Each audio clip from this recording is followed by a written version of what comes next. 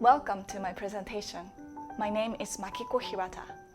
I call myself Dr. Pianist because I have a DMA, a Doctor of Musical Arts degree, and because I promote the power of music to heal. My presentation today is based on a functional MRI study I conducted with a research team from the Center for Performing Arts Medicine at Houston Methodist Hospital. It reveals how the methodical patterns in Johann Sebastian Bach's so-called Goldberg variations may provide an optimal brain exercise, an equivalent to circuit or internal trainings for our bodies. It has significant pedagogical implications, as well as a potential for therapeutic and clinical applications with further studies. In this study, I listened to my own recording of the Goldberg variations in a 3.0 tetra fMRI scanner, simulating a playthrough of the piece. Christoph, who was leading the study, told me later how the widespread increased blood flow during my listening was on a level he had never seen before. He saw the blood gushing through the sensory, attention, memory, motor, and emotional regions of my brain. It surprised him enough that he came to attend my performance of the entire Goldberg variations a few months later.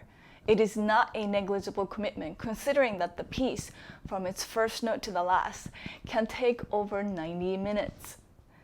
It is an iconic masterpiece used symbolically to suggest its transcendence of life and death, good and evil, and our everyday reality in movies like Silence of the Lambs and The English Patient.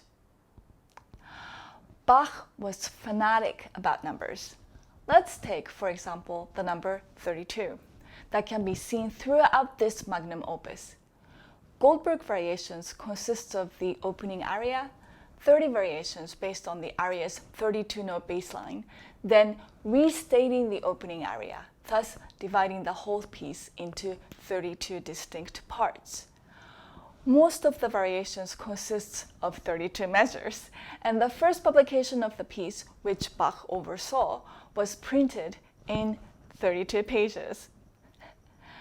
There are many other ways in which Bach used numbers to schematically organize his Goldberg variations.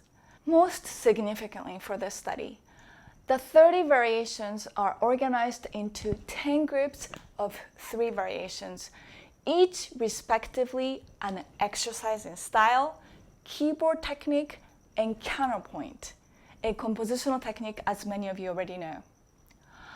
The repeated patterns of the variations balances the 3 different ways of our musical engagement: sensual, physical, and intellectual.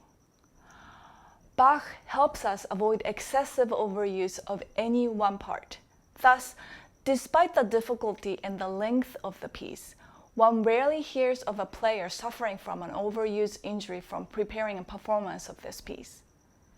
Through this balanced pattern, Bach also reminds us to keep a balanced perspective with our mind, body, and ears. This has significant pedagogical and philosophical implications. Another lesson this study revealed was the importance of silence.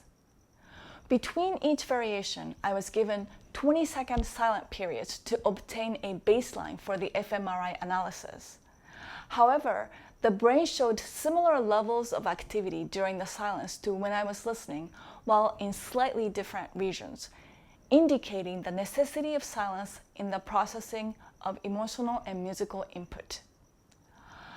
This resonates with some of the other recent findings on the importance of silence to our cognitive health. The fMRI image allowed for our observation of Goldberg variations, igniting a rapidly changing functional connectivity in a wide range of my brain as I listened. It also revealed similar patterns in my brain functional connectivity and Goldberg's musical attributes. For example, the similarities were found to be significant for variations in G minor, evoking emotions. 2 voice variations also found similar functional connectivity. In conclusion, we could see consistent changes in connectivity patterns pairing up with variations of similar musical characteristics, suggesting that the music might have a therapeutic impact by exercising different areas of the brain, especially if the patient was familiar with the piece or had actually performed the piece. With further studies, we might find more ways to use the wide variety of sensual, physical, and intellectual activations associated with works like the Goldberg variations in therapeutic treatment of neurologic-related conditions. I would like to thank Performing Arts Medicine Association for their invitation to give me my presentation at this symposium today. This presentation was based on a study conducted at the Center for Performing Arts Medicine at Houston Methodist Hospital and their research institute. It was funded in part by a grant from the Tsinsang and Wei Feng Chao Foundation. The study was published under the title An Exploratory Pilot Study of Brain Activation and Functional Connectivity Induced by the Goldberg Variations 276 years after their commission, in the December 2019 issue of Medical Problems of Performing Artists, pages 191 to 197.